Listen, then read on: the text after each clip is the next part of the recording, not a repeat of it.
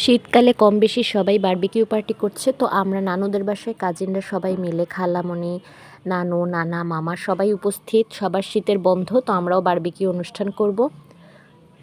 নানুই সব ব্যবস্থা করেছে আর আমরা সবাই সবাইকে সাহায্য করে সবাই একসাথে মিলেমিশে এই পার্টিটার আয়োজন করলাম।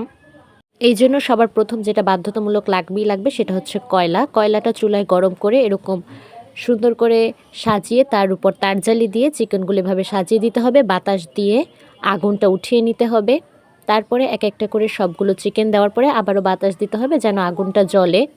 রসুন পেস্ট, ঘি আর সয়াবিন তেল দিয়ে এই একটা পেস্ট বানিয়ে নিতে হবে। এটা একটু পর পর চিকেনের উপর মালিশ করতে হবে। এতে যখন বারবিকিউগুলো পুড়বে তখন এত সুন্দর একটা স্মেল আসবে।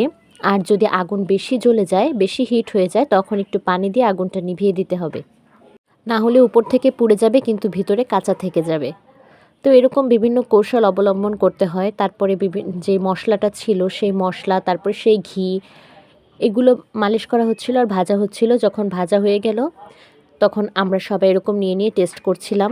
কম কিন্তু না, মোট 10 কেজি চিকেনের বারবিকিউ করা হয়েছিল।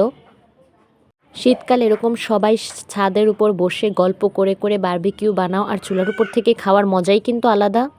আর এদিকে অন্যান্য যে মা খালারা তারা রুটি বানালো, আমি আবার তাড়াতাড়ি করে পরোটা ভাজতে সাহায্য করলাম। হাতে হাতে কাজ করলে মজাও লাগে, আবার সবাই একসাথে মিলেমিশে কাজ করলে কাজটা সহজ হয়, না হলে একজনের উপর চাপ পড়ে যায়। রাতের আইটেমে ছিল পোলাও, রোস্ট, গরুর মাংস, কিন্তু আমি ওসব কিছুই নিইনি, শুধু ওগুলোর মশলা দিয়ে নিয়েছি আর পরোটা দিয়ে আমি চিকেনগুলো দিয়ে খাচ্ছিলাম। খুবই মজা হয়েছিল।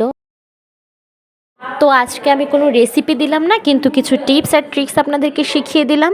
তো যারা আমার চ্যানেলে নতুন, চ্যানেলটি সাবস্ক্রাইব করে দিবেন। ধন্যবাদ সবাইকে, আর পাশেই থাকবেন।